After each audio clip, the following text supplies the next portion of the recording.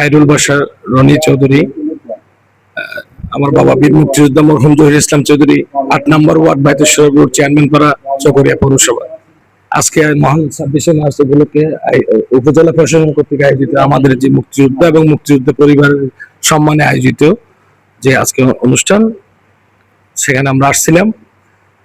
সেখানে আমরা এসে দেখেছি এবং শুনেছি এখানে মোটামুটি আরেকটু এদের খবরাখবর, প্রশাসনের আন্তরিকতা নিয়ে খবরাখবর নিয়ে চকরিয়ার মুক্তিযুদ্ধের প্রেক্ষাপটটা তখন কি ছিল, চকরিয়াটা আমাদের কাদের সাথে, আমরা তো আমার বাবার মুখ থেকে শুনেছি, আমাদের সবার যারা মুরব্বী আছে, বাইরে আছে, চাচারা আছে, আমার চাচা মুক্তিযুদ্ধ, আমার ফুফাতো ভাই মুক্তিযুদ্ধ, তাহলে এদের থেকে আমরা জানছি, আমার বাবা থেকে বিশেষ করে জানছি তারা পটিবিলের সাথে কানেক্টেড ছিল।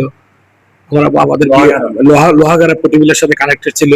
আমার বাবারা ওখান থেকে রেশন পাঠাইতো, মুক্তিযোদ্ধাদের জন্য রসদ পাঠাইতো, ওইভাবে করতো। তার বিভিন্ন জন বিভিন্ন ভাবে সহযোগিতা করছে, কেউ যুদ্ধে গেছে, কেউ সহযোগিতা করছে, সবকিছু দিয়ে মূলত মুক্তিযুদ্ধের আদর্শিক মনোভাব নিয়ে দেশকে স্বাধীন করার প্রত্যয়ে তারা দেশটা স্বাধীন করেছিল।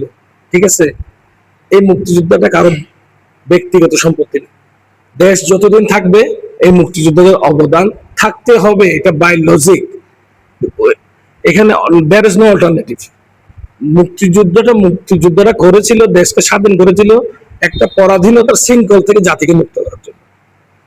ঠিক আছে, তাইলে এখানে দ্বিমত পোষণ করার তো সাধারণ সেন্সে আমি কারোর মধ্যে যৌক্তিক কোন লজিক খুঁজে পাওয়ার কারণ দেখছি না। মুক্তিযোদ্ধারা সবারই সার্বজনীন, দল মত নির্বিশেষে একজন মুক্তিযোদ্ধা, সে দেশের জন্য যুদ্ধ করেছিল, তার পরিচয় সে মুক্তিযোদ্ধা। সে কোনো দলের নয়, সে কোনো ব্যক্তির নয়, সে কোনো কিছুর নয়। মুক্তিযোদ্ধা সার্বজনীন, সারা দেশের জন্য মুক্তিযুদ্ধটা হয়েছিল, যেটা আমরা আমার বাবার মুখ থেকে শুনেছি, চাচার মুখ থেকে, ভাই জ্যাঠাতো ভাই, বড় বড় মুরব্বী আমাদের যারা আছে তাদের মুখ থেকে শুনেছি। আমরা মুক্তিযুদ্ধের সন্তান এবং প্রজন্ম যারা আছি বর্তমানে, যারা আমরা চেষ্টা করছি, আমাদের মুরব্বী যারা জীবিত, যেমন আমার চাচা, আমার বাবার ঘনিষ্ঠ বন্ধু, বিএলএফ কমান্ডার চাচা, বড়জলি বাড়ি চাচা সালাউদ্দিন মাহমুদ, সাবেক জেলা চেয়ারম্যান সালাউদ্দিন মাহমুদ আছে আমার বাবার ঘনিষ্ঠ বন্ধু, উনি ছিলেন বিএলএফ কমান্ডার। তাহলে আমার বাবা তারা হ্যাঁ মহকুমা কমান্ডার ছিল। তাহলে ওনাদের ইনস্ট্রাকশনে আমার বাবারা এখান থেকে রসদ পাঠাইতো, ফুরাসুর মানিকপুর থেকে, আমার দাদার স্টেট থেকে, আবুল খায়ের মুন্সির স্টেট থেকে তারা রসদ পাঠাইতো। আমার বাবার ঘনিষ্ঠ বন্ধু ছিল মেজর রফিকুল ইসলাম বীরত্তম, যিনি এখনো জীবিত আছেন। যখন উনি আসতেন সার্বিকভাবে সবারই খবরাখবর নিতেন, বিশেষ করে আমার বাবা খুব দেখতে পারতেন, উনি এখনো জীবিত আছেন। তাহলে আমার সবই আমার বাবার মুখ থেকে শোনা। সেজন্য বর্তমান সরকারের কাছে আবেদন থাকবে, এটাও মুক্তিযুদ্ধ বান্ধব সরকার। শহীদ যে মেজর জিয়াউর রহমানও উনিও জবে থেকে মুক্তিযুদ্ধ অ্যাটেন্ড করছে। হ্যাঁ, চট্টগ্রামের দায়িত্ব ছিল উনি। তাইলে অস্বীকার করার, কাউকে কোনো ছোট করার কোনো কিছু নাই এখানে। মুক্তিযুদ্ধ সার্বজনীন, সর্বজনের জন্য, সর্বদলের জন্য। এখানে দ্বিমত তাদের কিছু নাই। যারা দেশকে ভালোবাসবে, মন প্রাণ দিয়ে যারা দেশের জন্য ভালোবাসবে, তাদের উচিত মুক্তিযোদ্ধাদেরকে সামান্য একটা কথা, as a freedom fighter child, he is in running PM on our country, so he will serve better, alhamdulillah. কারণ উনি একজন মুক্তিযোদ্ধার সন্তান, সে কতটুকু খারাপ করবে, করলে কতটুকু খারাপ করতে পারে। ওনার বাবার ভিতরে ছিল মুক্তিযুদ্ধের চেতনা, আমাদের ভিতরে আছে মুক্তিযুদ্ধের চেতনা।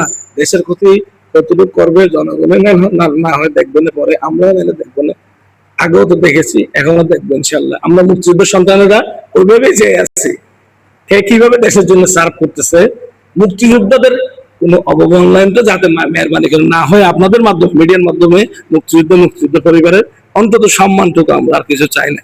সবকিছু আল্লাহর রহমতে আমাদেরকে আল্লাহ যথেষ্ট দিয়েছেন, এবং অতটুকুর মাঝে আমরা শুকরিয়া চিত্তে আল্লাহ লাখ লাখ শুকরিয়া, যাতে আল্লাহ ভবিষ্যতেও যাতে এইভাবে থাকতে পারি, ইজ্জত সম্মানের সাথে মুক্তিযুদ্ধ সন্তান হিসাবে আমরা জিনিসটা ধরে রাখতে পারি, কারো যাতে ক্ষতি না হয়, এবং আমাদের অধিকারটাও যাতে খর্ব না হয়, আমাদের ইজ্জতটাও যাতে আমরা পাই। মাননীয় প্রধানমন্ত্রী সহ বর্তমান আমাদের যিনি এখানকার দক্ষিণ চট্টগ্রামে বলেন, কক্সবাজারে বলেন, যেখানে বলেন, যিনি আছেন, ওনার কাছে আমাদের দাবি থাকবে, আমরা যারা মুক্তিযুদ্ধ সন্তান আছি, মুক্তিযোদ্ধার প্রজন্ম আছি, মুক্তিযোদ্ধার পরিবার দেশে আছি, আমাদের দিকে একটু সুনজর দেবেন। কারণ আমাদের বাবারা, চাচারা, ভাইয়েরা, জেঠারা সবাই মিলে এবং অসংখ্য আত্মীয়তার বাইরেও মানুষ সবাই যুদ্ধে ঝাঁপিয়ে পড়েছিল। কেন? আন্তরিকতার টানে, আদর্শের টানে, মুক্তিযুদ্ধের টানে। আমরা অন্য কিছুর জন্য আশা করি না।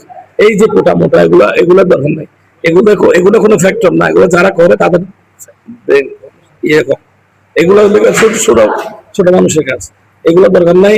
আমরা মুক্তিযুদ্ধ জিনিসটা, প্রজন্মটা, ঐতিহ্যটা, দেশের সাথে সংশ্লিষ্ট ঐতিহ্যটা আমরা ধরে রাখতে আল্লাহর দরবারে দোয়া করবো, যাতে সবাই আমাদেরকে আন্তরিক সহযোগিতা করে।